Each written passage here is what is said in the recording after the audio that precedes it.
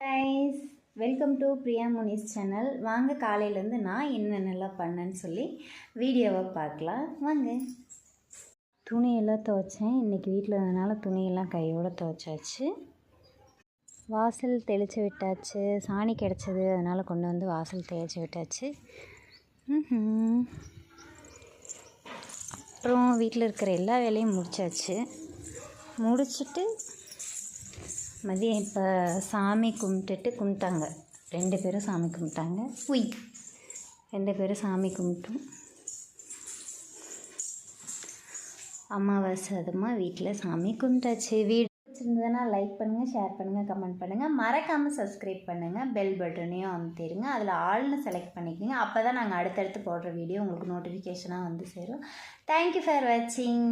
By. கோயிலுக்கு போயிட்டு அதோட வீடியோ போடுறோம். பாய் சொல்லிட்டாங்க. பாய்.